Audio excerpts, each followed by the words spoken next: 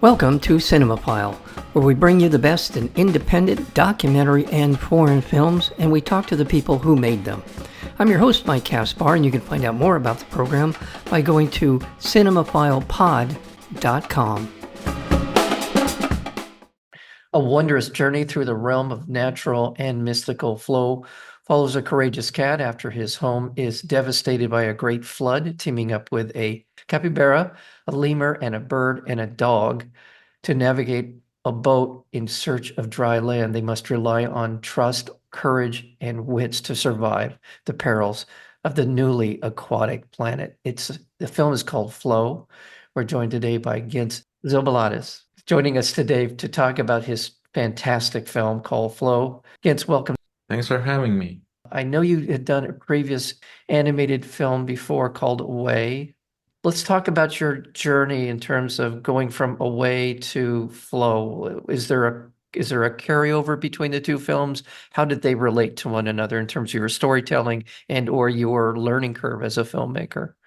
Yeah, so Away is my first feature, and it's a micro budget film basically, which I made entirely by myself, which means I wrote, directed, and composed the score and did the editing and everything else. And it's also a story about a character who is alone on an island and looking for a connection with other people. And it's kind of like a meta narrative of how I made that film, which wasn't intentional. I kind of discovered it while I was making it. But yeah, it was also like my unofficial film school, where I did all these different tasks to learn how to do the sound and editing and music and everything. So that my hope was that if eventually I would have a chance to work with a team, I would understand their language and I could communicate with them better. And I think it's a good idea for directors to try all these things because I think you can learn the basics quite quickly. Of course, it takes a very long time to become an expert, but yeah, the basics are pretty simple, and that's like the core of everything. The basics, the basic principles, is really the most important part. And yeah, so I finished that film, and it was quite successful in festivals, and I had an opportunity to work with producers and have a bigger budget and a bigger team. And I thought this idea of telling a story about my own experience worked really well. And this time I wanted to more consciously continue on this thematic idea. These films are not like directly connected, but thematically, it's a continuation of this idea of just as Away ended before the main character meets these other characters. Flow starts out on that point where it's this independent cat who used to do things its own way, now has to learn how to work together and how to trust other characters. And so they're connected thematically, I guess. What I'm hearing in your answer, which I found to be very impressive in the sense that obviously you had a lot of confidence in yourself from what you gleaned from making Away and the reaction to it. Feels like a really ambitious enterprise, Flow does, in the sense of the animation technique that you use.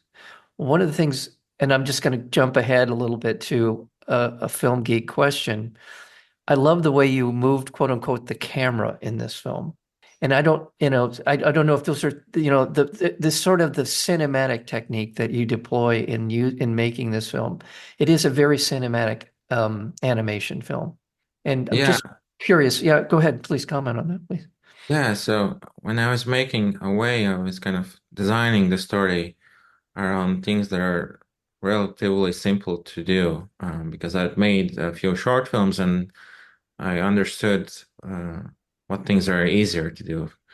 So, for example, the protagonist of Away is riding a motorcycle because that's a lot easier to animate than a walk cycle. And so there's also not many characters, and it's like I'm avoiding difficult things. But with Flow, I kind of didn't do that. We have water, which is so complicated, and we have many more characters, and we have these really long shots, and we have these big sets with a lot more detail. And I thought I would just have a team who would figure everything out, and I wouldn't have to worry about that. But actually, I did have to like be quite hands-on in some of these aspects, and I was quite upset about myself not using the same principle of using simple things because I think audiences don't really care if something is hard to make or if it's easy to make. They just care about the emotion and the story. And yeah, it was quite ambitious, but as I said, I was not aware that I would have to figure that out myself, and maybe I was a little bit naive. And being naive, I think, can be helpful. If I'd known how difficult it would be, I would probably not even start it. I would just be too afraid. And because these long shots, some of which are almost 5 minutes long, and the camera is following the characters. Sometimes it goes underwater and then it goes up in the air, and like there are many shots within a shot. The camera is moving from close up to a wide shot and into another close up, and it's quite complicated to light these scenes, even though it's animation and have more control over things, but you still have to make sure that it works from all these different angles. And that was a big headache as well. And yeah, so I think I'll try maybe something a little bit more technically simple on the next film, but narratively, I want to keep pushing it further, but technically, I want to do something simpler. By the way, I've heard what you said from many a filmmaker, which is if I had known what I was getting into, dot, dot, dot, right? That is not the first time I've heard a filmmaker say what you said about as you get into something like this and realizing, especially coming away from a film that you did essentially by yourself before, that's certainly a huge leap. But boy, does it pay off. There's just so much to recommend about the film, and maybe the most important thing about the film is being able to connect with our characters in the film and how quickly you establish that. And part of that is just the circumstances, but it's also a lot in the facial expressions, in the movement, in the reaction to who's around, especially the cat at the beginning. Do we have a character name for we just call it the cat? I feel awkward We saying just that. call it the cat, really. Okay, the cat. Okay. The cat, because there's so much more that in terms of developing the character of the cat in the film. And so that's really what makes the film work is the relationships between the different characters in the film. But it is a spectacular film to look at. And I just can't say enough about just all the things that you said were difficult certainly work in the film. So let's talk about the development of the characters a little bit here. As I said in the introduction, they're reacting to a great flood that is occurring right in front of us in the film. Development of the characters. What were you hoping to get? What in sort of collaboration with others in making this? Well, we didn't want to have these characters behave like people. They're we wanted to have them behave as grounded as possible. So it's the voices are real animal voices, and we studied a lot of real animal movement, and I think that's why you care about these characters. I think we care more about animals in stories than people. There's like an innocence to them and kind of and also we see our own pets in these characters. We because the style is quite detailed and quite immersive, but it's not hyper realistic, and so there's like elements to the image which are left for audiences in interpretation, and we're kind of projecting our own experiences on this story and seeing our cat in this film rather than some other cat. And so everything is really character driven. They go on this journey across this strange world, but it's not some random decoration. All these places are there to kind of help us understand these characters, especially the cat. And yeah, it's I use all these different tools the movement of the characters, the voices, the music, the lighting, and the editing. It all helps us to get a peek inside their characters' heads and how they're framed. It makes a difference whether we see the sketch from a profile or like a wide shot from far away. And so it's like combining all these different tools, which I feel like we can be more expressive Yeah. without dialogue. We can push things further and have more freedom to do these things, which I wouldn't have a chance if it would be like a more human story with which is more grounded. Yeah, I'm glad you pointed out the animation on the characters is not hyper realistic. But also, I think that might give you an opportunity to be able to project different kinds of emotions based on how you animated these different animals, characters in the film. In some ways, it takes us out of getting caught up in the hyper visualization and more about what the characters themselves are. So I think that in terms of our engagement in the film, I think that helps us. And I feel like the big studio films have really perfected that realistic style, and it feels like they're also feeling very similar to each other, and there's maybe not as much experimentation Right. with how the look of the film and the cinematic kind of storytelling as I hope there would be. But things are turning and things are changing, and there's some fun stuff being made as well in the studios. But I think we have more freedom in the more independent kind of scene where when the budget is not as huge, I think we have less oversight and we can it's not just the types of stories we're telling, but how we're telling them. We can have more freedom and yeah, I describe this our approach as maybe naturalism rather than realism. Yeah. And the difference is that we study real life and we look at references, but we're not copying them. We're interpreting them Yeah. and making decisions.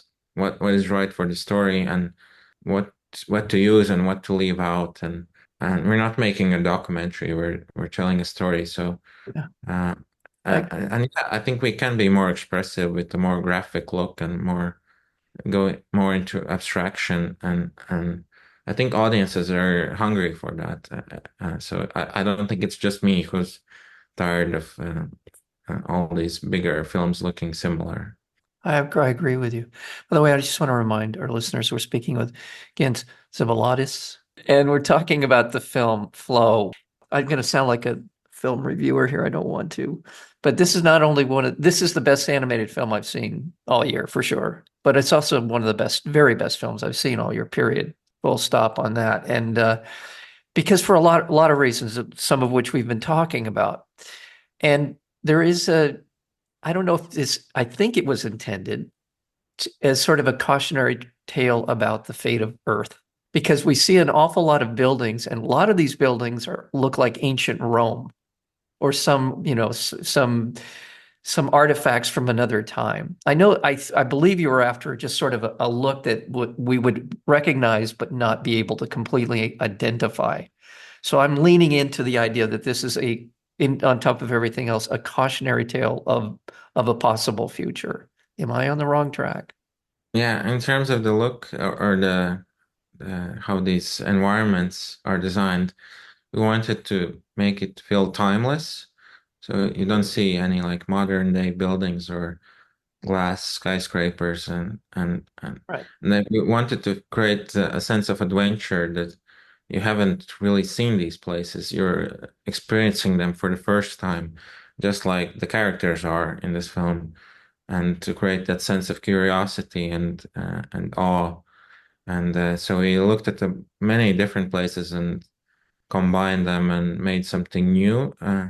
But yeah, I wasn't interested in really like telling the human point of view of the story. Okay. Uh, but I think experiencing it from this animal point of view, yeah, it makes it more interesting and makes us care about like it's more engaging and so yeah, I think. I don't know. I wasn't really thinking about like in terms of sending a message or kind of I think that can be dangerous when you're making a story and you start out by like wanting to send like a message. But I wanted to tell a story about characters and have it be very character driven.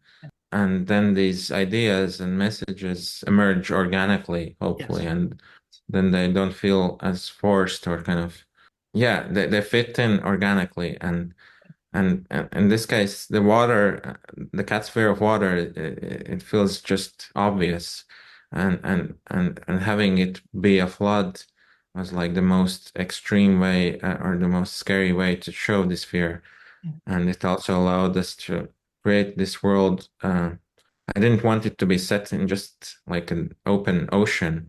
Then we couldn't use this environment to tell the story. It would be very repetitive, but because it's this flooded world, we have a huge variety of places that they visit, and it doesn't feel like repetitive or claustrophobic, even though it's set in this boat. The environment is always changing and evolving, and also, maybe it is like this post-apocalyptic story after this flood, but it's not like some dark and bleak, No. desolate place. We see the nature kind of reclaiming these places left by humans, and it's not. It doesn't feel like such a bad thing, like Yeah. we see, and it's quite serene and beautiful at times as well. I couldn't agree more. And I want to be clear. It is just as you describe it. It is that. It's just me leaning into this idea. It's just something that I came away from. So I don't want people to think this is some kind of something other than what it is. And it's just so beautiful. Feel like I feel like I'm talking to you about a narrative film, but the lighting, as you were describing how difficult it was, all of these things come together beautifully. It really works so well together. And the animals behave like animals within the character. It's a little tricky to describe it exactly that way, but their reaction to one another, but also it tells a beautiful story. It just tells a beautiful story. What is the tall bird? Is that the capybara? Is that the tall bird that is in the film? No, it's a secretary bird. Secretary bird. They're real birds from South Africa. Okay. There's so many dimensions because they're animals we can read into, but the characteristics that you provide them with, and even within scenes, knowing how animals would react plays into so much of the driving the character and the narrative. Just so much to recommend here. I just want to say thank you so much for your work here. And I know you did a ton of things, directing, producing. You did a lot. There are a lot of lists, a lot of credits in here with your name on it. And so I know how much you put into this. Again, Zilbalodis, I want to thank you so very much for spending some time with us. Thank you for Flow. If you're listening to this conversation, seek out this film no matter where you are and what you're doing. It is a fantastic film. Thank you. Thanks for having me. You have been listening to Cinemaphile with Mike Kaspar, the place where you will hear from the best in independent documentary and foreign filmmakers. Please check out our previous interviews as well as upcoming interviews and special programming by going to cinemaphilepod.com. We are also available on Apple Podcasts, Spotify, and YouTube, searchable under Cinemaphile with Mike Kaspar. Until next time, thank you for listening.